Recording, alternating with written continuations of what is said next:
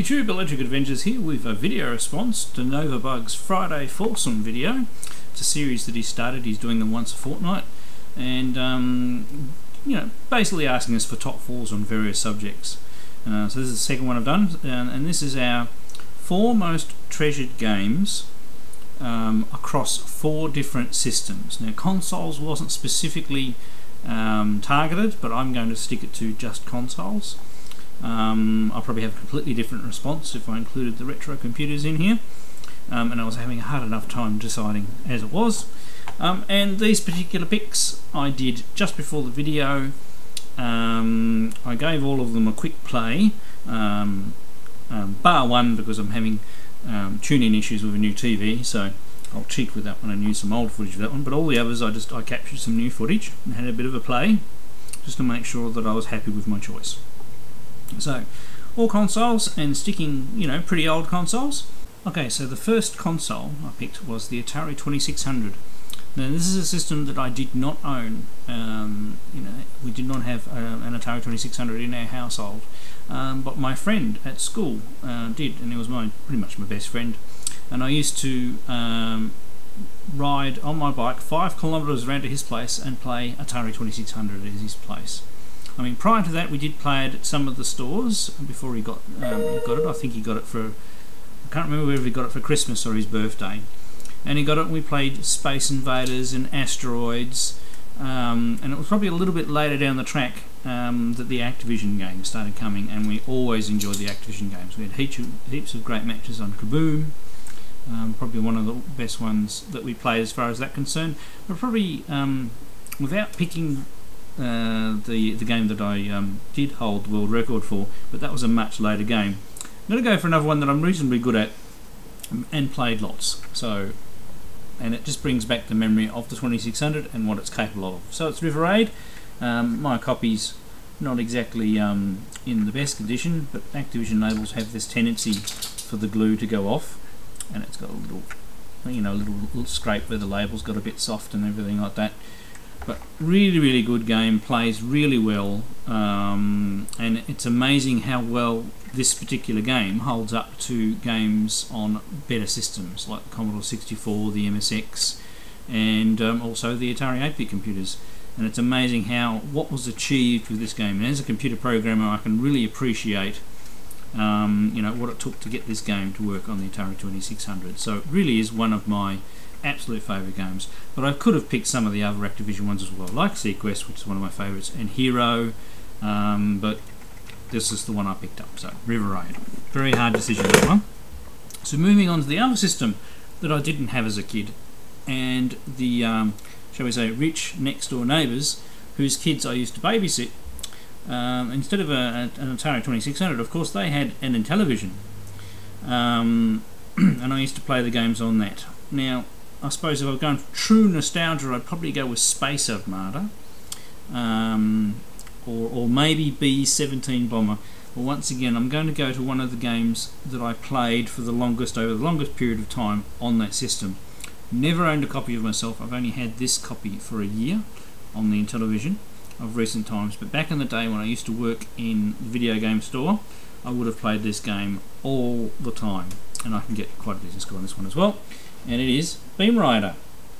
And the Intellivision version of Beam Rider really holds up well, especially, both in the graphics department, but also amazingly in the sound department. It sounds really nice, this game, and it plays well, and the controls are really well suited to the disc. And it just holds up so well against the other versions, and you would not have expected it to. Another good game that is across many systems. So there's one for the 2600, the ColecoVision MSX, not that I've played that specific version, I believe, and there's even a Spectrum version that's probably the one that diverges the most from the others. Not sure about the Commodore 64, and there is an Atari 8-bit version as well. So a game worth getting. One of my most nostalgic. Now, for a system that I actually did own, even if it was only a short period of time, when I then sold the console and used the ColecoVision adapter on my original Spectra Video, to save some money and to only have the one system, I suppose. And I sold my original Coleco and kept one of the joysticks, and that's what I used to plug into my Coleco adapter. And I've gone right back to the games that came out when the system came out. Now, of course, I could have picked Donkey Kong that came with the system, but at the time in the arcades, I played Donkey Kong, but I was never very good at it. But the sequel to Donkey Kong, which is Donkey Kong Jr., I actually probably played more in the arcades at that particular time. So when Donkey Kong Jr. Came out for the ColecoVision, it's one of the games that I really enjoyed and really played a lot.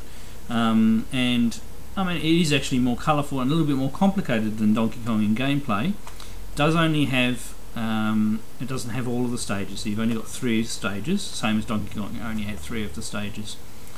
But it's still a very good version of Donkey Kong Jr. And they probably could have done better if they didn't rush these early releases. But it's an excellent game and one that I enjoyed playing lots on the system, and probably is the most nostalgic for me, and thus treasured for the system.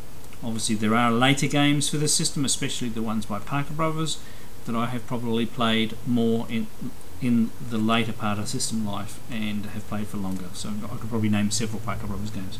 So if I picked a game, I'd probably pick one of those, knowing me. And then for the next one, we leap up to the next level of systems. So, and this is actually you know, skipping past the Spectrum MSX to a few years later.